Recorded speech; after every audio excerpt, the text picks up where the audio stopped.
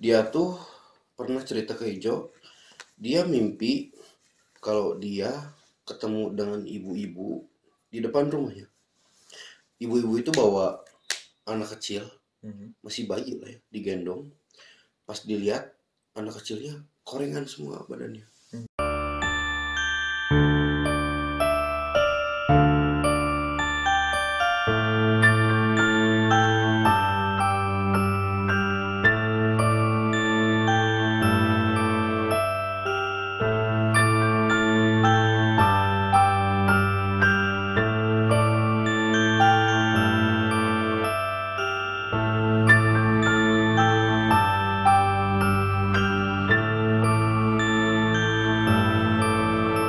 Halo teman-teman, Assalamualaikum warahmatullahi wabarakatuh.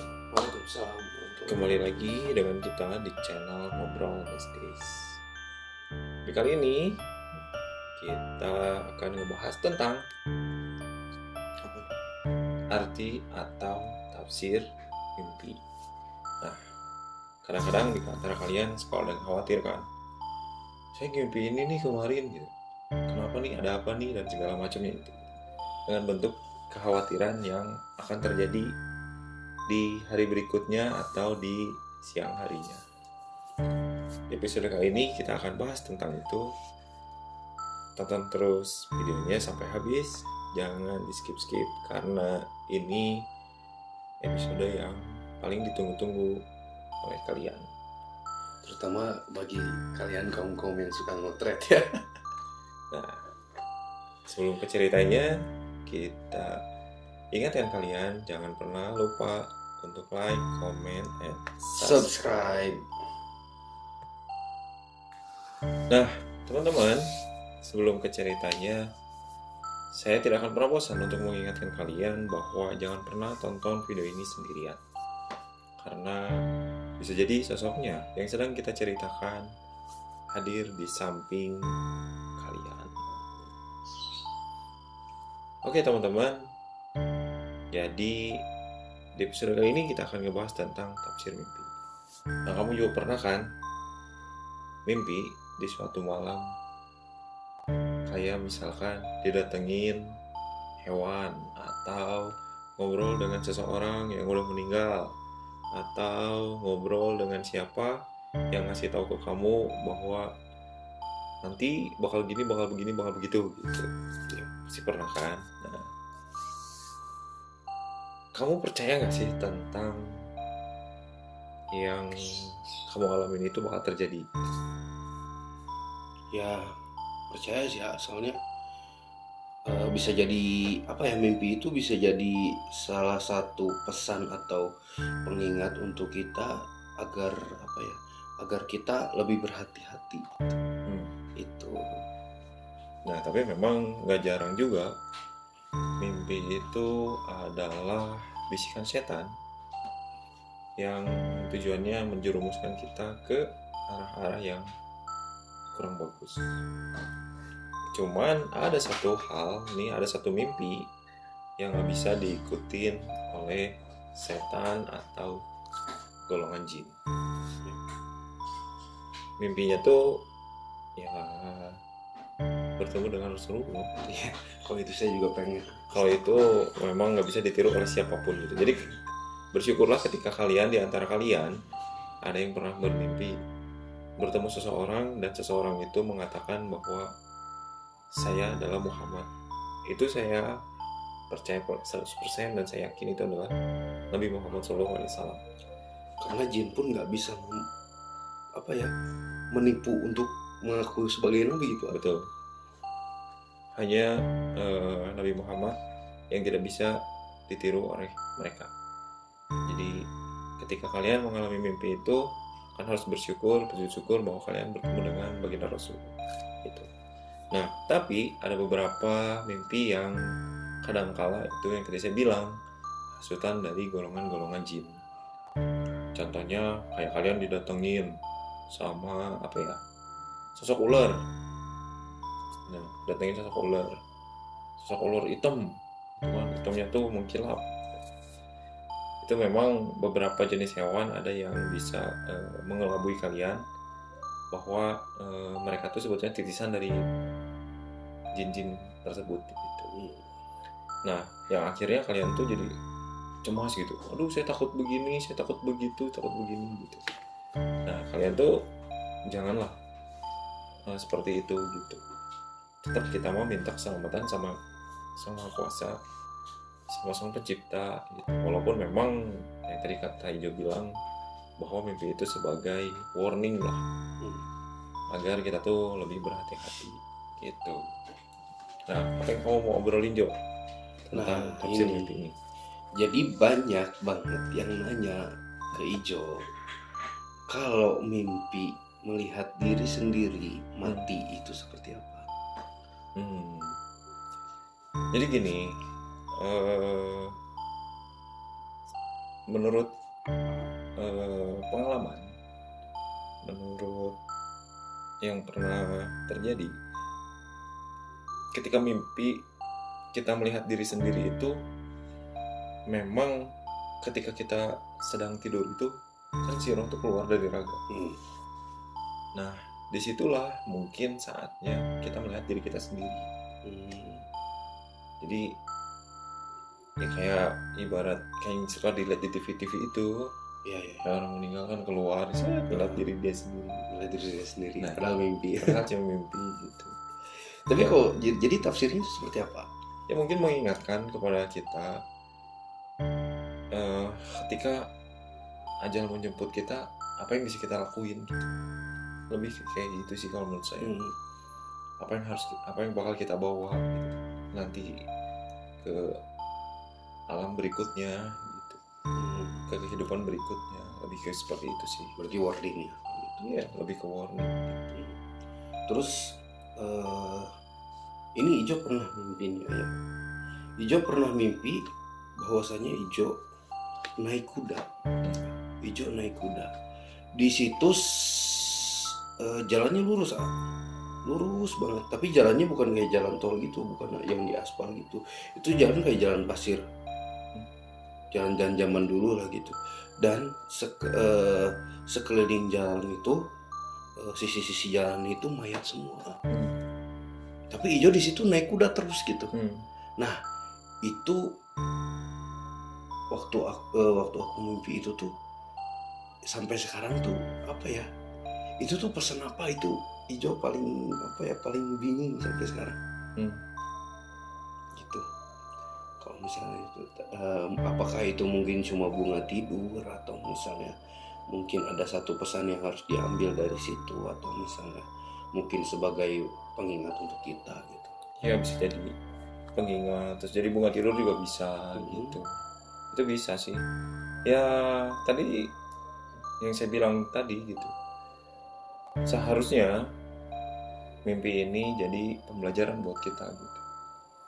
Jadi ya gitu, jadi warning buat kita gitu. Ketika kita ngeliat kayak mayat bergeletak kanap dan segala macam. Ya karena ini namanya makhluk hidup pasti bakal mati. Jadi apa yang bakal kita bawa nanti setelah ajal dan kematian menjemput kita gitu. Terus gini ya, ada lagi yang maaf nih. Teman Ijo memang dia misalnya punya turunan, ada diturunkan sesuatu, dan dia sempat bermimpi bahwa dia bertemu dengan seorang ibu-ibu membawa anak, tapi anaknya itu korengan semua. Nah, pas salaman sama teman aku mimpi salaman sama bayi. Nah, terus ada nih temen Ijo, dia tuh pernah cerita ke Ijo, dia mimpi kalau dia ketemu dengan ibu-ibu di depan rumahnya. Ibu-ibu itu bawa anak kecil, masih bayi lah ya, digendong. Pas dilihat, anak kecilnya korengan semua badannya, sekujur tubuhnya korengan dan bau. Nah, si bayi itu bilang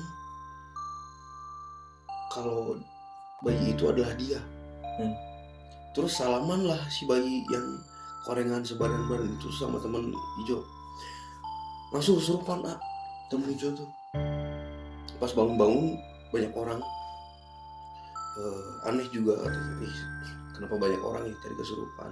Terus diceritain mimpinya seperti itu, ketemu dengan ibu-ibu dan bayi gorengan sampai salaman dan nggak sadar kesurupan. Nah, kalau itu maksudnya arti mimpi atau memang jin atau mungkin bisa jadi kodam itu yang datang ke mimpinya dia gitu. Bisa jadi itu adalah mungkin dia tuh lagi diikutin gitu. Diikutin mungkin karena ya tadi bilang kan dari awal dia tuh nggak pernah ngelamun, nggak pernah apa, yang akhirnya dia nggak bisa masuk. Nah yang akhirnya masuk ke dalam mimpinya. Oh jadi lewat mimpi masuk. Bisa lewat mimpi. Karena ada beberapa ilmu yang bisa itu medianya itu dari mimpi gitu. Bisa. Ya, termasuk kayak dari pelet itu kan yang kemarin pernah kita bahas. Nah salah satunya bisa medianya dari mimpi gitu, itu bisa. Nah tapi jangan maksudnya jangan terkeliru, jangan sampai terkelabui juga. Kadang-kadang gini, di kehidupan nyata kita tuh lagi kangen sama seseorang, pengen bertemu dengan orang tersebut, yang akhirnya pikiran kita kan ingatnya terus ke orang itu gitu. Sampai ke bawah mimpi ya. Nah itu sampai ke bawah mimpi, jangan bisa sampai ke bawah mimpi. Nah jadi kan di situ kan kelihatan, dalam arti kita mimpiin seseorang bukan karena takut ada apa-apa sama seseorang itu gitu, tapi karena kita kepikiran terus si orang itu yang akhirnya ke bawah mimpi. Nah, makanya terkadang mimpi ini tuh bisa jadi suatu warning, atau memang bisa jadi apa yang sedang kita pikirin di dalam otak kita yang akhirnya ke bawah mimpi gitu. Nah makanya jangan terlalu terpikir gitu, kepikiran gitu, lu saya mimpi ini takut begini takut begitu gitu. Ya nggak usah sih kayak gitu mah gitu, karena ya kita mah tetap aja lah minta keselamatan, minta keberkahan apapun itulah ke Allah gitu ya. Karena mimpi mah bisa jadi bangun tidur gitu, bisa jadi warning juga gitu. Tapi kan tergantung mimpinya juga gitu biasanya. Nah, wah ada cerita soal mimpi yang menurut apa yang berkesan atau gimana gitu Kak? Saya mah yang paling berkesan menurut saya ketika waktu itu ada seseorang yang minta tolong ke saya juga. Jadi dia tuh sakit. Mimpi tuh? Enggak, ini mah hidup nyata. Hidup nyata. Sakit, datang minta tolong disembuhin. Sampai saya tuh berpikir ini gimana caranya gitu ya nyembuhin si orang ini, karena waktu itu tuh pertama kali berhadapan dengan orang kayak gitu dengan penyakitnya yang kayak begitu gitu. Ternyatanya dapat ilham dari mimpi gitu. Dapat ilham dari mimpi, saya ketemu gitu sama khodam saya waktu itu, ketemu di mimpi, ngobrol harus begini bagus begitu gitu. Memang sih dari awalnya tuh saya nggak percaya gitu, karena caranya tuh masa sih gitu sesimpel itu gitu bisa gitu. Tapi ya atas dasar ikhtiar minta tolong tetap ke Allah, mintanya ke Allah dan segala-segalanya serahin ke Allah, alhamdulillah sembuh gitu. Nah itulah yang paling waktu itu amazing gitu. Saya sendiri juga ternyata ini tuh begitu gitu. Tapi kalau misalkan mimpi yang ngalamin kecelakaan misalkan gitu, apa segala macam, itu belum pernah sih. Nah, makanya yang tadi saya bilang gitu, kadang-kadang mimpi itu tuh hanya godaan-godaan dari setan aja sih gitu. Dan ini yang paling banyak netizen nih yang bicarain soal mimpi. Ini arti mimpinya apa? Nomor nih, ini yang bahaya nih ya. Nah, bisa dijelaskan nggak sih kalau misalnya untuk mimpi-mimpi yang sampai ke nomor sekian gitu, untuk nanti apa ya, untuk dipertaruhkan itu nomornya. Apa itu kemungkinan besar bakal jadi atau gimana gitu? Ini mah sesuai dengan pengalaman aja gitu. Ya, saya juga pengalaman. Banyak teman-teman waktu itu nanyain ke saya gitu. Akhirnya saya kasih tahu. pas dikasih tahu bener gitu, keluar gitu. Tapi jatuhnya syirik gak sih? Ya memang syirik. Nah makanya itu gitu, kadang-kadang ketika kita mengikuti hal-hal yang kurang bagus, ternyata hasilnya tuh bagus gitu, ngerti gak gitu? Kita ngikutin hal-hal yang kurang bagus tapi hasilnya tuh bagus sih. Tapi sebaliknya, karena kita nggak ngikutin hal yang bagus, hasilnya tuh jadi nggak bagus. Nah di situ kalian tuh harus sadar bahwa kan tujuannya setan juga menjerumuskan, menyesatkan gitu. Ketika disesatkan, gini ternyata bener, yang akhirnya dia kan jadi percaya. Yang akhirnya terus melenceng terus ya, karena dia berbuahkan hasil gitu. Cuman ya di sini saya harus bilang kepada kalian, dari zaman dulu hingga zaman sekarang, kira-kira ada nggak yang sukses, yang kaya, yang berkah dari hasil yang seperti itu? Iya, benar banget. Itu kira-kira. Nah itu kan penilaiannya kembali ke diri kalian masing-masing. Gitu. Banyak banget tuh yang nanya, ketemu ular nih, ular tuh angka yang bagus berapa? Ya Allah. Kadang-kadang suka terlintas juga, ini orang kenapa gitu. Memang kembali ke orang lagi, pribadinya lagi gitu, kembali ke diri masing-masingnya juga gitu. Ketika kita tidak memaknai tentang mimpi itu ya udah gitu. Tapi kalau misalkan kita memaknai mimpi itu ya bisa jadi larinya ke yang seperti tadi kan. Ketemu si A misalkan pakai sepatu ini, sepatunya teh beli tanggal sekian apa dan segala, kan itu jadi kemana-mana. Jadi ya bener tuh. Jadi untuk kalian yang suka tim kotret itu yang tim racik-racik, tim racik-racik angka itu jangan segala dihubungkan dengan angka gitu. Jadi intinya tuh ya sebisa mungkin jangan sampai terjerumus ke hal seperti itu ya. Intinya. Dan bener kata A, setan itu menipu bisa sampai sedemikian rupa biar kita percaya bahwa ada yang lebih bisa menjanjikan keberhasilan kepada manusia selain Allah. Itu kerjaannya setan. Ya, itu. Jadi hati-hati aja ya. Jangan sampai segala di nomor-nomorin dari mimpi itu. Gitu. Terus banyak nih ayah untuk soal mimpi, kayak buku tafsir mimpi nih ya. Terus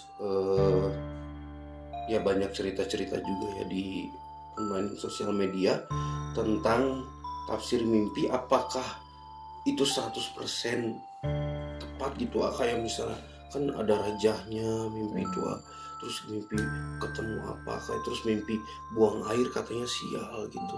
Itu memang memang ditafsirkan seperti itu atau gimana ya? Enggak juga sih. Iya, bingung. Enggak juga sih. Kalau saya pribadi hanya sebagai dan sebatas pengingat doang. Tapi untuk meyakini itu bahkan terjadi apa dan segala macam, saya kurang setuju sih. Karena yang namanya umur, rezeki, celaka, bahagia itu hanya Allah yang tahu.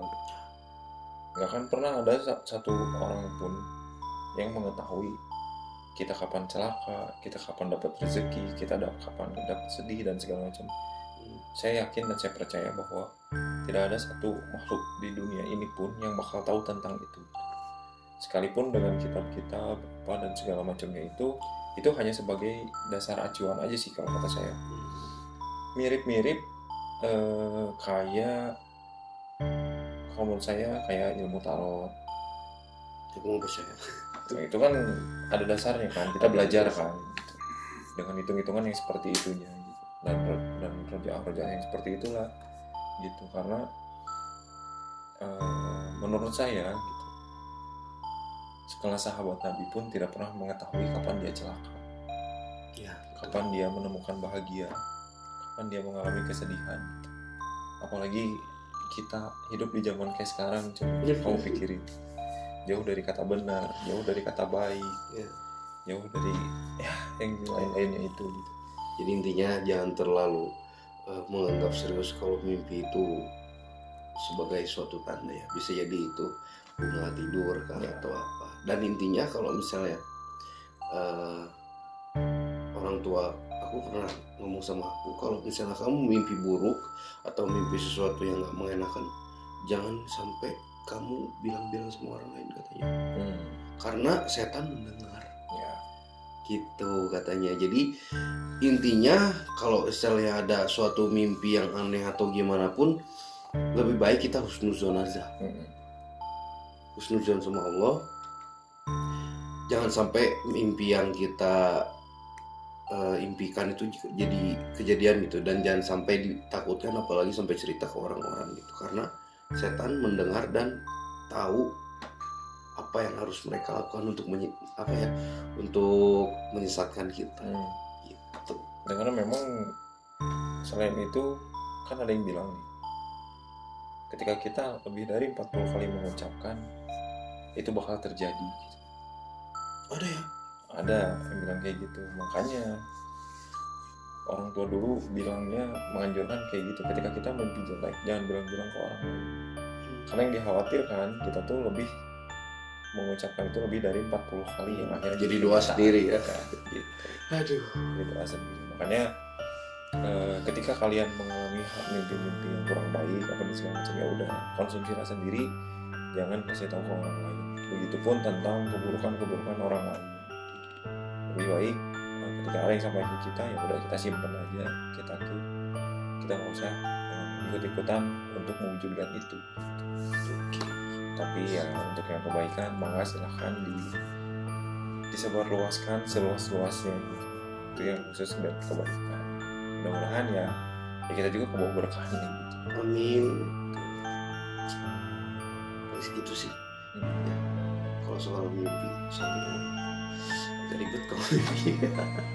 Nah teman-teman, paling segitu dulu di episode kali ini. Kalau ada di antara kalian yang masih penasaran tentang tafsir mimpi ini, silakan kalian komen di bawah, atau kalian DM kita ke Instagram, atau kalian kirim email ke tim kita. Silakan kalian ceritakan di situ secara lengkap. Mudah-mudahan kita bisa menjawab dan kita bisa memberikan solusinya. Gitu. Sekian dulu di episode kali ini. Kita bertemu lagi di video selanjutnya. Ngebahas tentang apa? Kita rahasiakan dulu. Jangan pernah tonton video ini sendirian, karena bisa jadi sosoknya yang sedang kita ceritakan hadir di samping kalian. Terima kasih sudah menonton. Jangan lupa like, comment, and subscribe. Biar kita semangat.